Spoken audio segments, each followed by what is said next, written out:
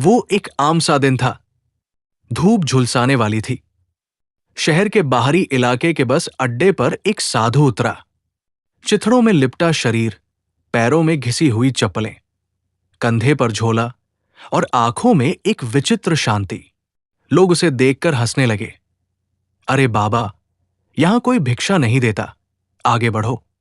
साधु मुस्कुराया, जैसे उसने दुनिया की सारी तिरस्कार को स्वीकार कर लिया हो। वो सीधा तहसील कार्यालय की ओर बढ़ा। वहां खड़े गार्ड ने उसे देखते ही रोक लिया। कहाँ चले बाबा? डीएम साहब से मिलना है। क्या? डीएम से? हाँ, अब तो प्रधानमंत्री से मिलना बाकी है बाबा। उसे जोर से धक्का दिया गया।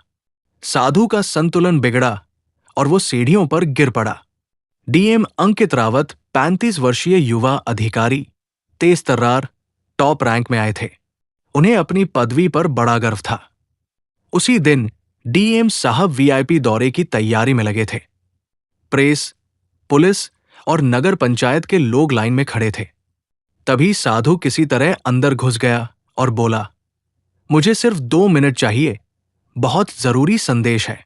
डीएम ने बिना सुने साधु की दाढ़ी, कपड़े और बदन की गंध पर टिप्पणी करते हुए कहा, तुम जैसे बाबा हर जगह घुस आते हो, निकालो इसे। साधु चुप रहा, मगर उसकी आंखें बोल रही थी, गंभीर, स्थिर और धिक्कार से भरी। डीएम ने आदेश दिया, इसे तुरंत जेल भिजवाओ। बकवास करता है, अंदर क्या आता है राष्ट्रपति भवन से। थाने में भी मजाक उड़ाया गया। साधु को जेल में डाल दिया गया। उसका झोला छीना गया और वो वही फर्श पर बैठ गया। उस रात एक पुलिस वाले ने मजाक में कहा, कहते हो राष्ट्रपति से बात है, नंबर 2 ना। साधु ने शांति से नंबर बताया और कहा, अगर विश्वास हो तो सुबह 10 बजे मिलाना कॉल। सब हंस पड़े, लेकिन एक कांस्टेबल मोहन, जो पुराने मूल्यों में विश्वास रखता था, उसने नंबर लिख लिया। सुबह ठीक 10 बजे मोहन ने मजाक में फोन मिला दिया। घंटी बजी।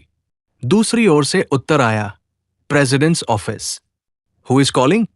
मोहन का गला सूख गया। वो कांपते हुए बोला, हम एक थाने से बोल रहे हैं। क्या साधु रामदास जी को जानते हैं? अगली आवाज बेहद गंभीर थी, कृपया फोन डीएम अंकित रावत को दीजिए अभी। डीएम साहब फोन पर आए। Yes, who's this?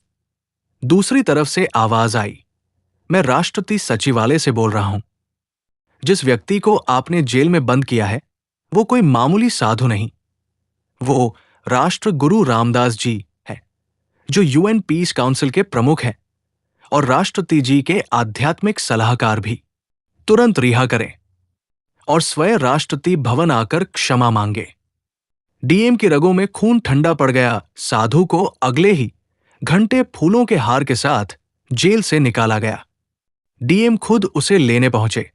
मीडिया को खबर मिल चुकी थी।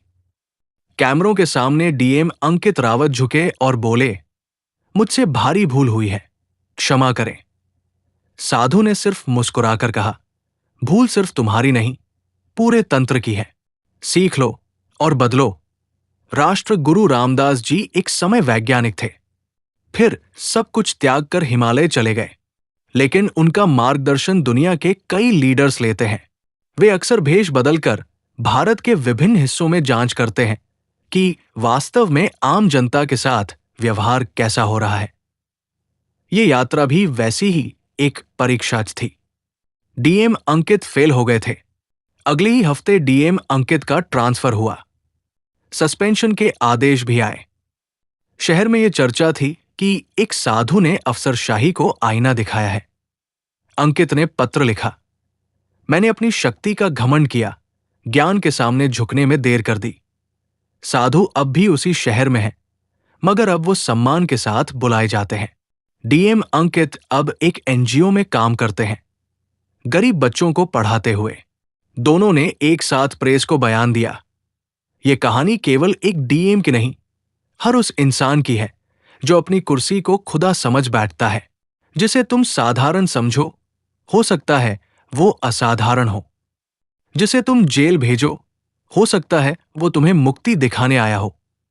राष्ट्र गुरु रामदास जी ऐसी कहानी सुनने के लिए जुड़े रहे चैनल से।